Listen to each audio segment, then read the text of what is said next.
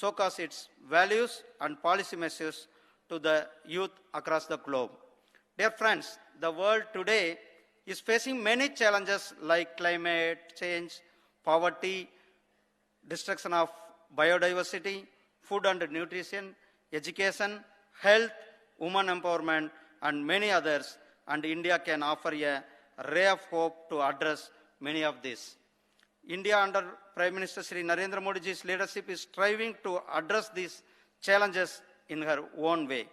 When the global pandemic COVID-19 struck, நமக்கெல்லாம் தெரியும் corona வந்தது கோவிட் நேரத்தில்.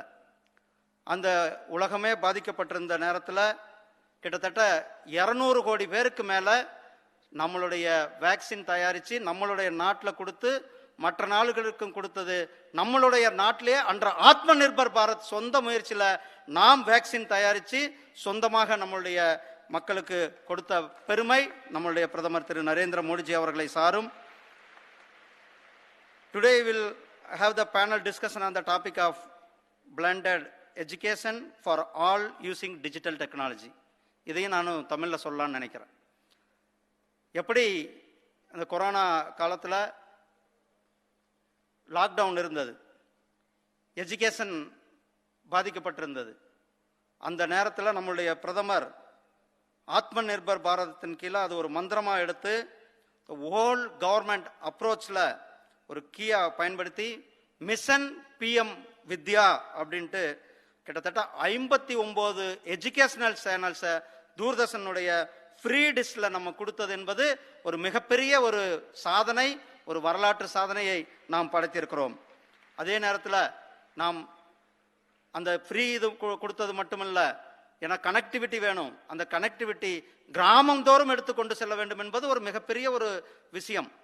ஏன்னா இந்த எஜுகேஷன் வந்து கொரோனா நேரத்தில் கோவிட் பீரியடில் கடைசியில் இருக்கிற அந்தமானில் இருக்கிற ஒரு சிட்டிசனுக்கும் சரி, காஷ்மீரில் இருக்கிற ஒரு சிட்டிசனுக்கும் சரி, லத்தச்சீவில் இருக்கிற அருணாச்சல் பிரதேசில் இருக்கிற கடைசி சிட்டிசனுக்கும் அந்த எஜுகேஷன் ஃபெசிலிட்டிஸ் போகணுன்றது தான் அந்த நம்ம கவர்மெண்ட்டுடைய முக்கிய நோக்கமாக இருந்தது. அதுக்கு electronics communication, I&B department and mission education department அனைவரும் சேர்ந்து இ வித்யா என்ற போர்ட்டல் அது அந்த பெருமையான கல்வியை நாம் கொடுத்தோம். Friends, there are many challenges for which the world community looks like to India with hope. In recent past, especially in last 9 years, India has risen up to many of these challenges and developed unique India solutions to these problems. The Digital India, the Jan Dhan Aadhaar Mobile, Jam Trinity, the spirit of Startup India. நம்ம எல்லாரும் இப்போ வெறுமை கொள்ளணும். 2014க்கு முன்னாடி வெறும் கைவிட்டு என்ற அளவுக்கு ஸ்டார்ட் அப் கம்பெனிஸில் இருந்தது. இந்த 9 இயர்ஸில் கிட்டத்தட்ட 1 lakh start up India companies வந்திருக்குன்னா அது நம்மளுடைய கவர்மெண்ட் எடுத்த முயற்சி, நம்மளுடைய யங் மைண்ட்ஸ் அவர்களுடைய பார்ட்டிசிபேஷனால we reached this startup unicorns. The direct beneficiary transfer to the million of farmers and beneficiaries, establishing India as one of the leading countries in renewable energy with more than 200-fold rise of in solar energy installations, and many other such solutions developed by India towards addressing the challenges could also be a guiding light for other societies and economies. The youth of India have been the major driving force in many of these solutions. Under the leadership of Prime Minister Shri Narendra Modi, India continuously strive to increase the value of its youth power and equip them to lead the tomorrow's world.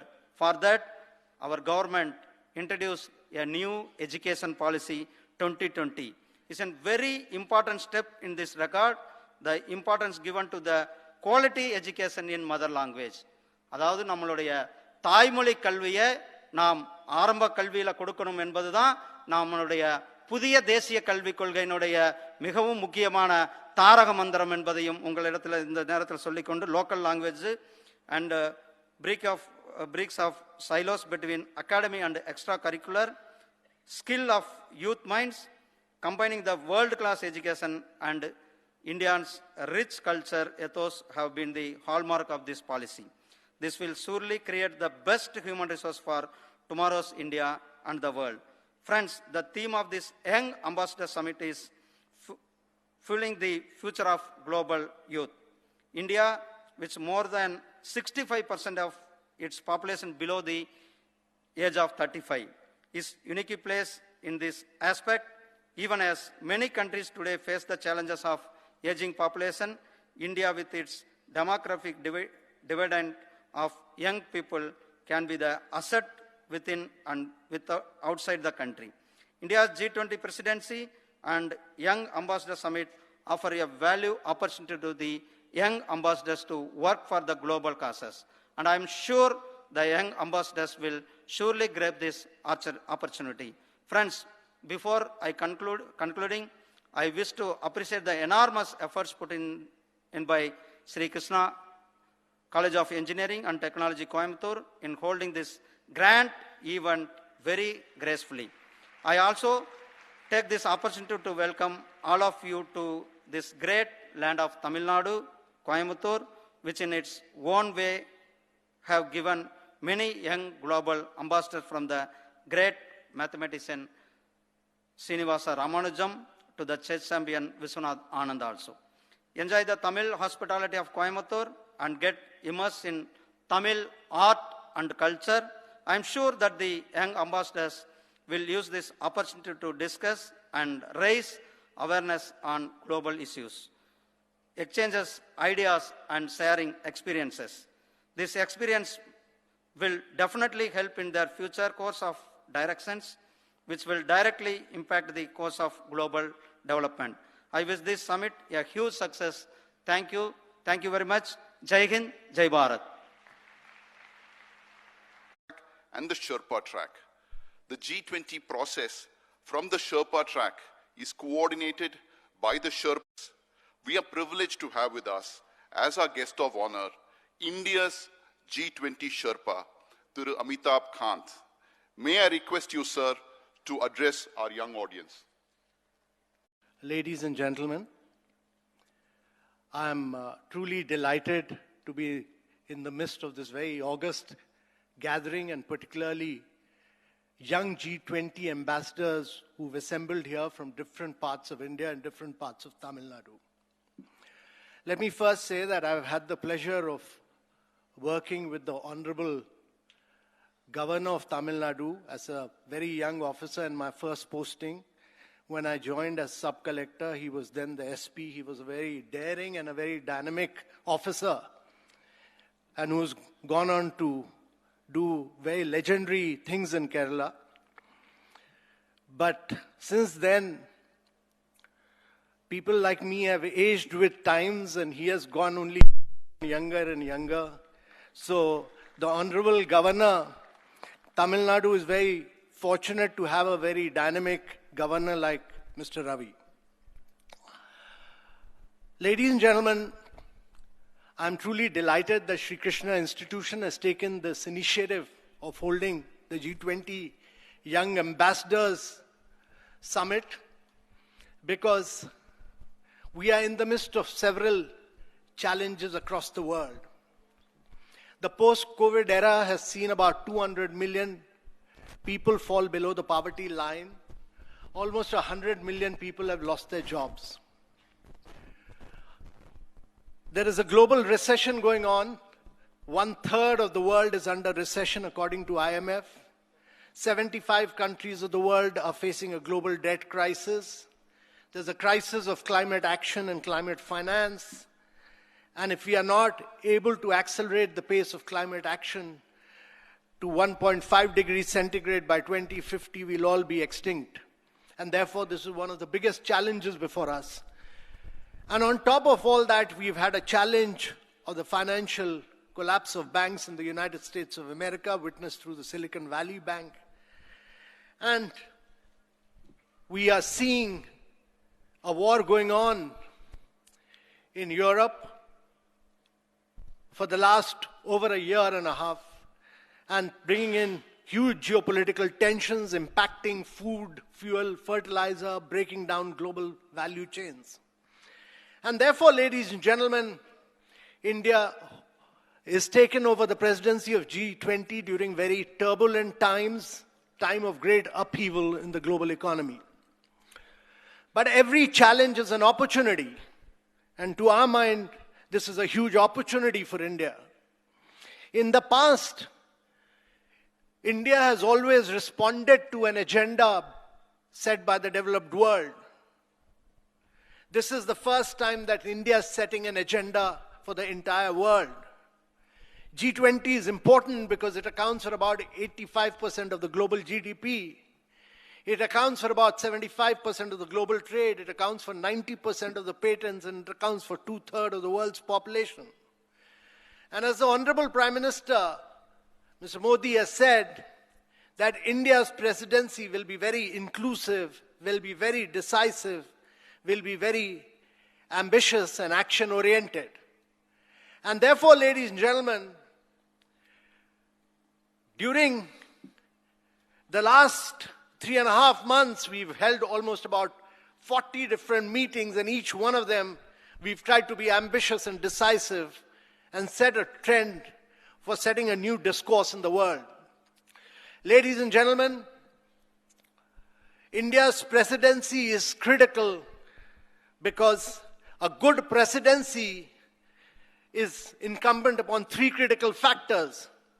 And let me dwell on some of them. The 3 critical factors is the political and the developmental narrative that we set out for the rest of the world, which I'll dwell on. Secondly, it is the kind of priorities that we spell out.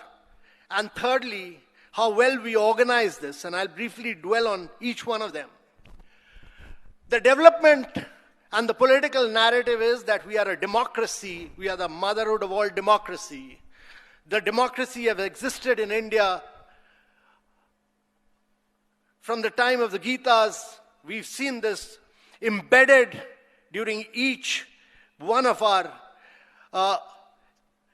periods and regimes, and when actually Alexander came from Greek, and the Europeans talk about Greece as a great democracy, but when Alexander came to India, he discovered that actually democracy had existed in India from before, and that it had a very vibrant form of institutions of democracy.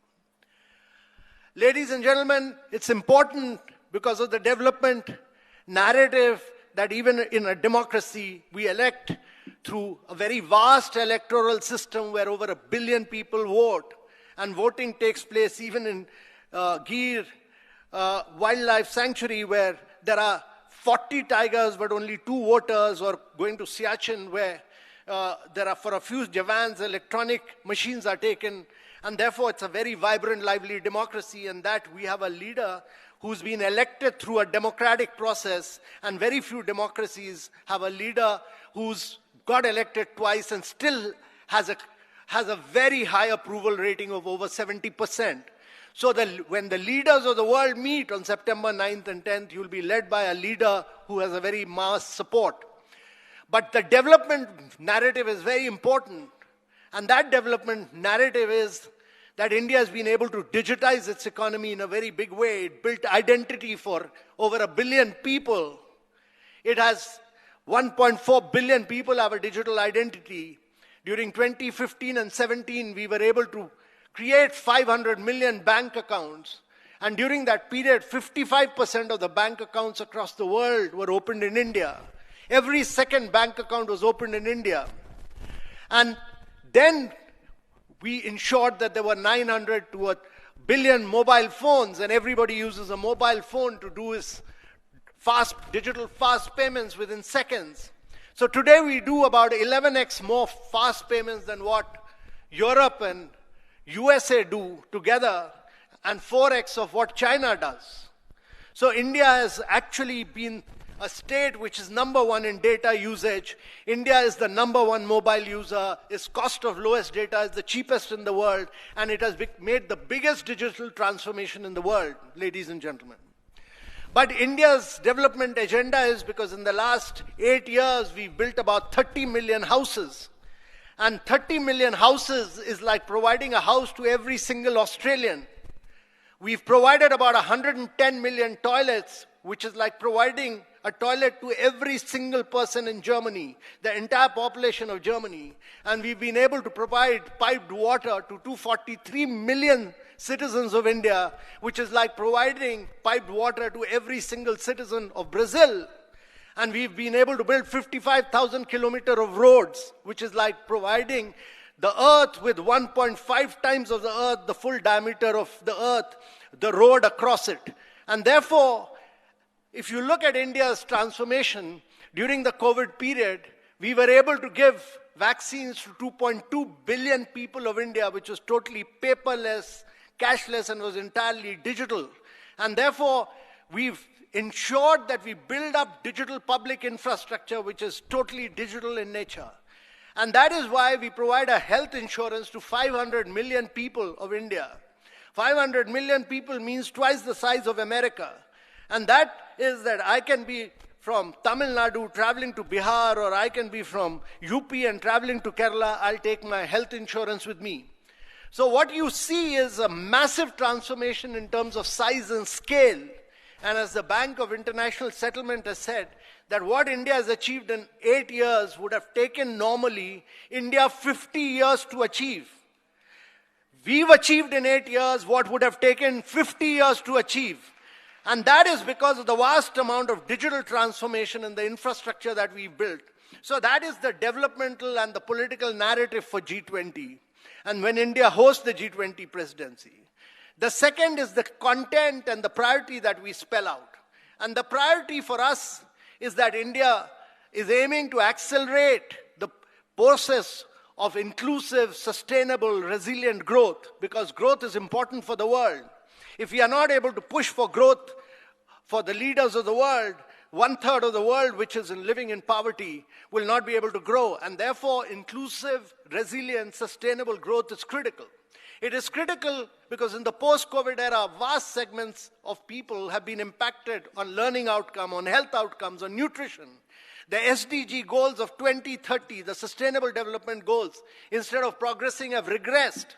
And therefore, you need a new accelerated action plan for sustainable development goals so that the entire world can benefit from India's leadership.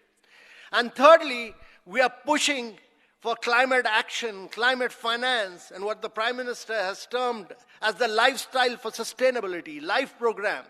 And all this means that the developed world, which had committed to $100 billion a year in 2009 at Copenhagen and has not lived up to it, should provide that financial support. But more than that, large sums of monies are available with private finance, which is not able to flow in because the World Bank and IMF were designed for another era. They were designed for post-World War II, the post-Bretton Woods period.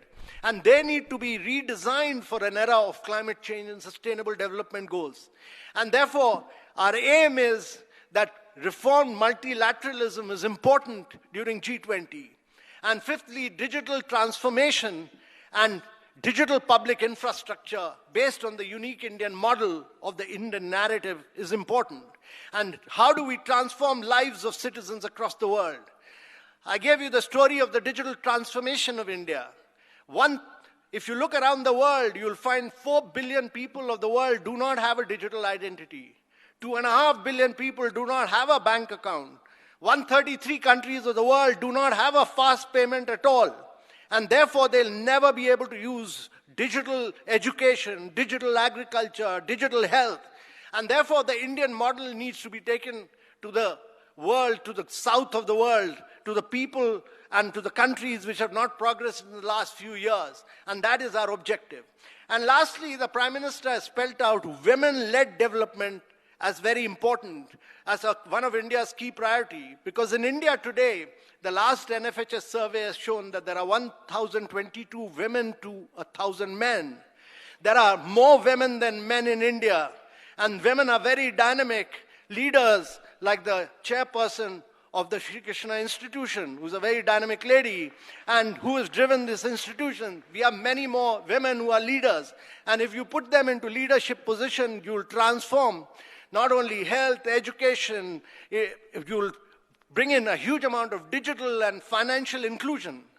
When we started the Pradhan Mantri Jan Dhan Yojana, opening bank accounts for women, in India only 17% of the women had bank accounts. Today, almost 80% of the women have bank accounts in India.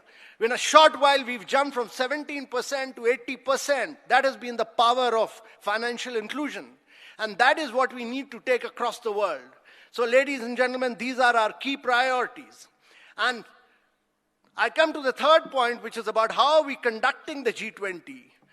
Unlike most countries which do their G20 in one city or one place, the Prime Minister was very clear. His vision was that instead of making this a G20 presidency for the leaders, we'll convert this into a people's presidency.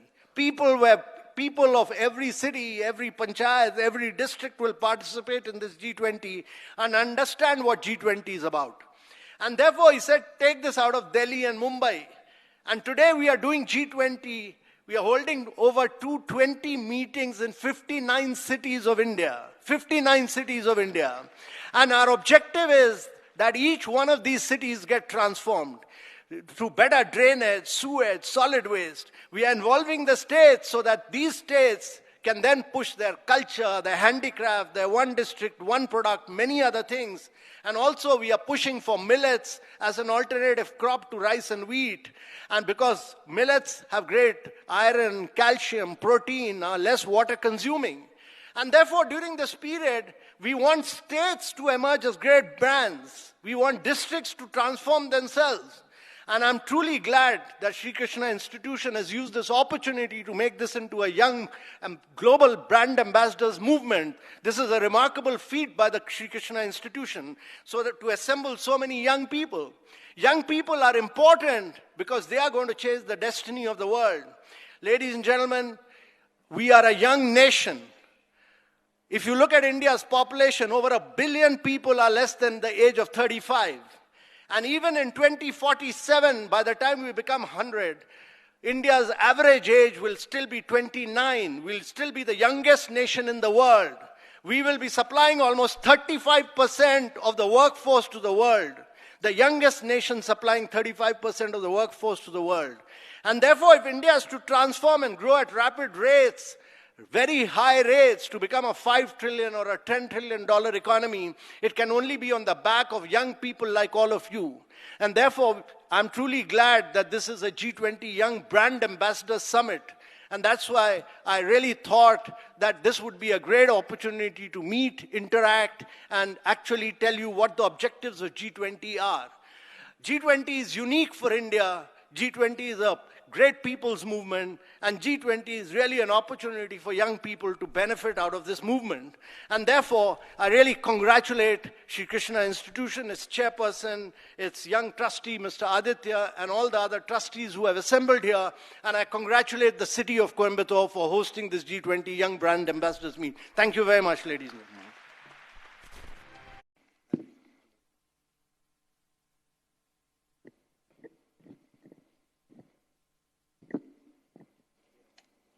Respected.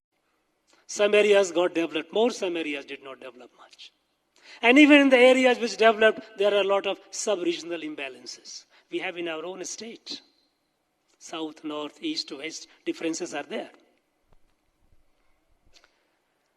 So, what the change that the Prime Minister brought about? He looked at the country as a kutumbam, as a family. And when you have a kutumbam, when you have Bharat, India as a family, then sickness is not the problem of an individual, or one set of people. It is the problem of the entire family. And that is why, when the problem of health being started, he started resolving, addressing the problem of the health.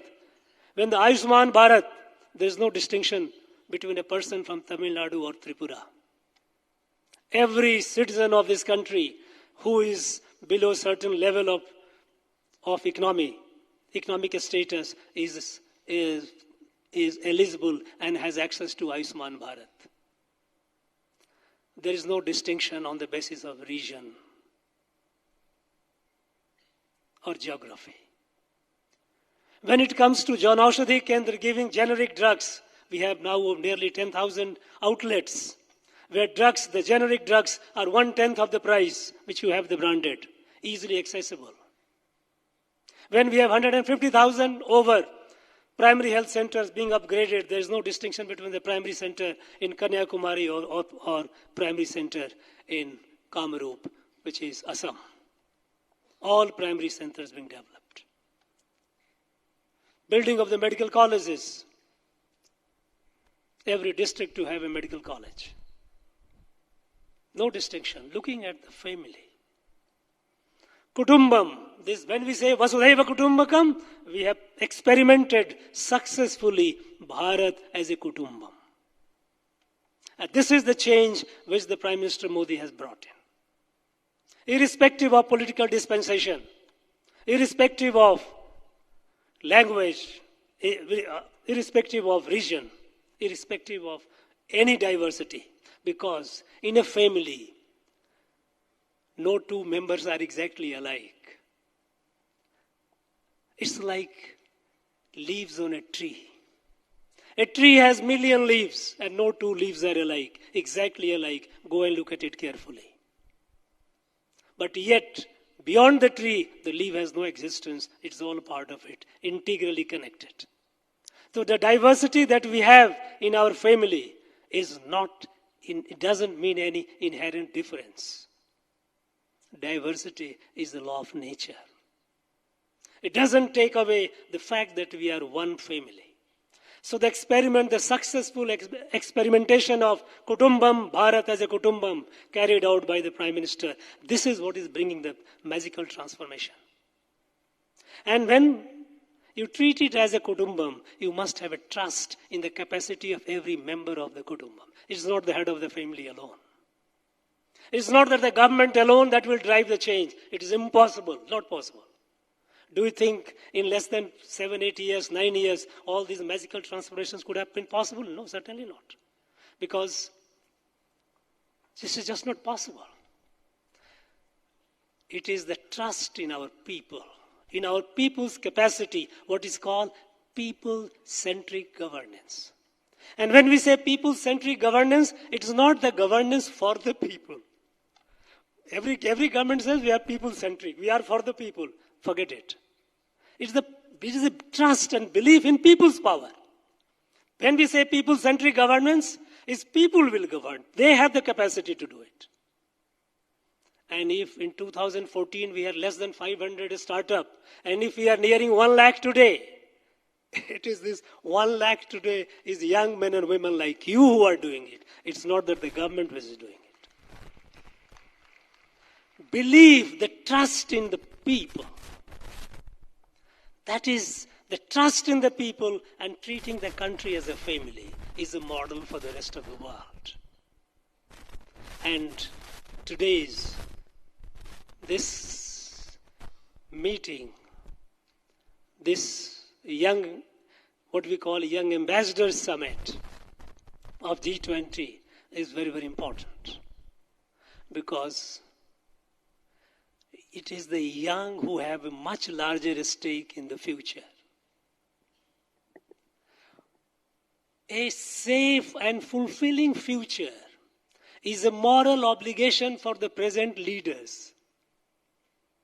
But for you, for the youth, it is for you, it's your existential necessity. You have to live that future.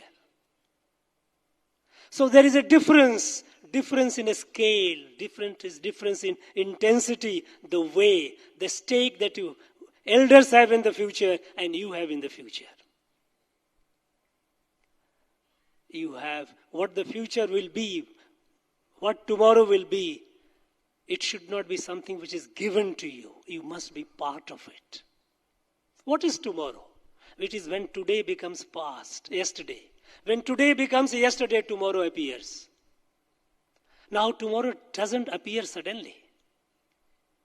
You young people, you think that, okay, let tomorrow come and then we'll be leader, we'll take over. No. Do you want a future which is given to you, which is carved out, in which you have limited space? You must create that space because you have to live in that. And you have to be. You are not just future leader. You are leader in the making right from today.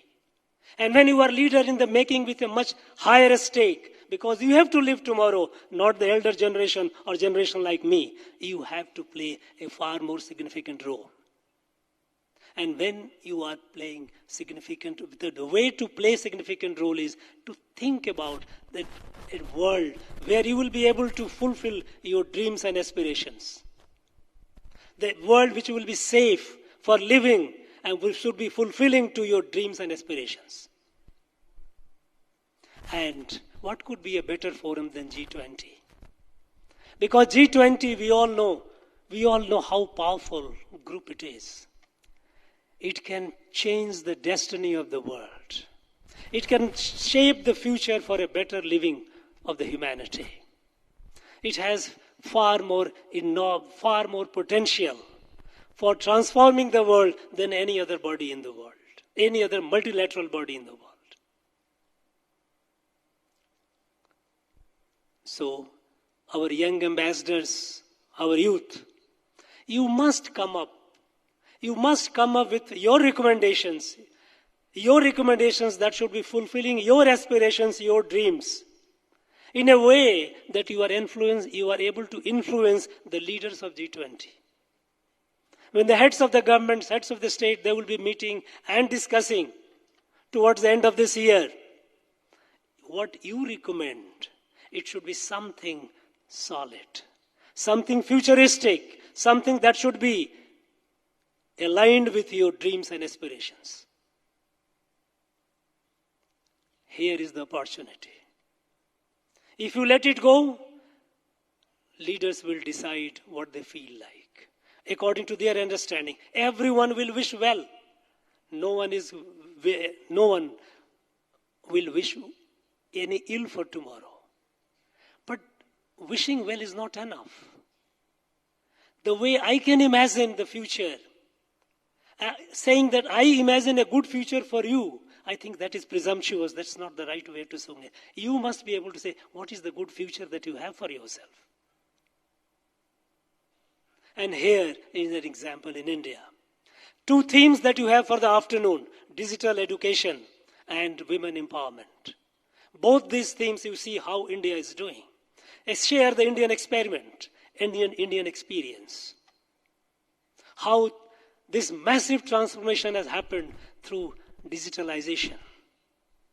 How in 2012 we had just 2% of the global mobile data. Today we are more than 21% of the global mobile data. This more than 10-fold increase that has happened, how did it happen?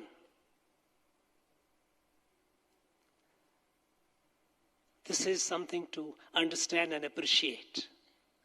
This transformation, this has happened, our young Sherpa said, that in normal course it would have taken 50 years, but it happened in 7-8 years. Because you cannot wait. The way the problems are looming, the problems are coming, you have no option to go slow. We have to move fast. You have to move fast. So, Indian experiment and its experience in digitalization and revolutionary transformation is worthy of understanding, appreciation, and perhaps even replicating in the rest of the world. See how it is. How it has eased every aspect of our life. And women empowerment. In our country, we had more than 90 million self-help groups. Over 90 million self-help groups, and overwhelming majority of such self-help groups are women-led. How the women are transforming their lives, the lives of their families, and lives of the society and the country. You got the happy news that we have more number of women than men. We, for very, very long time, we thought we were carrying the blemish of women far less than the men. And it was not that women were not born. They were born. But a lot of things, a lot of bad practices, lack of care, lack of nutrition, lack of health, multiple reasons that women, the millions and millions of women went missing. And if today we have more number of women, and in our own state, Tamil Nadu, I was happy, in fact, when the latest electoral roll was presented to me, I was happy to find that we have nearly 15,000 more women voters in Tamil Nadu than men.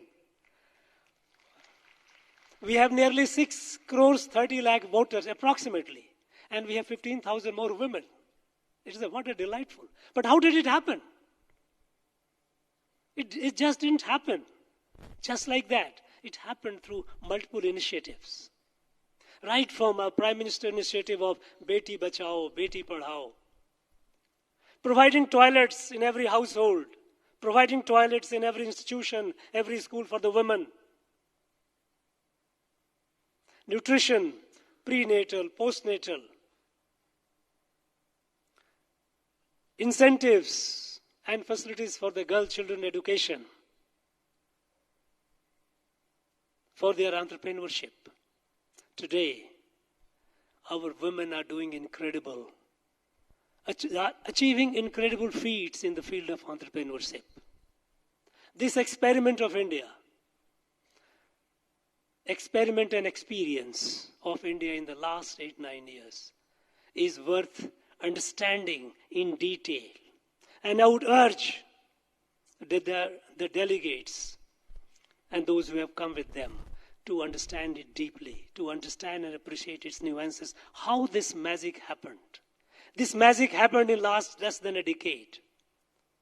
Not only that avenues for women were opened in all fields, but it is not just opening the avenue that you have to create environment. It's not that there is this mindset that we have to empower women. It is again a very, very, very, very paternalistic, or I won't like to use the word, more strong word. It's the way as if you are empowering. No, they have. When Prime Minister talks about Nari Shakti, it is the power, potential power which is lying in each of our women as sleeping Kundalini. Kundalini is something you understand in yoga. The Indian people, they understand it. When it wakes up, the revolutionary transformation happens. And this is happening today. The Kundalini of Nari Shakti is waking up. And we see the transformation. How this is happening? It is for the G20 youth leaders to understand, appreciate. Because the young men and women of today, it is your future. I know today afternoon you will spend time, you will have a very, very meaningful, fruitful discussions, interactions, and I'm sure each one of you will carry something very, very positive, something tangible with you. Friends, one thing more which I would like to urge all the delegates. We realize that there's a difference between change and transformation. Change happens in any case, whether you like it or not. But if you want to bring about a transformation, the desired transformation can only happen if you have the critical mass of people and ideas to transform. So to build that critical mass, I would urge the young leaders present here to do the networking. You to connect with each other. You are here in a very good number. You, not only in the meetings, not only in the sessions, but outside the session. Interact, share your numbers, exchange your contact details, email, WhatsApp. Remain in touch. Because if you want to be effective, if you want the future to be your liking, something to fulfill your dreams and aspirations, you have to build the critical mass. And for that, you must network. And you must continue your contact, your exchanges even beyond today. I'm sure you will pave the way for a better future, a safer future. I have no doubt about it. I once again thank this institute, Sri Krishna Institute of College of Engineering and Technology, its chairperson, and all of you present here. I wish you all the very best. Thank you. Jai Bharat.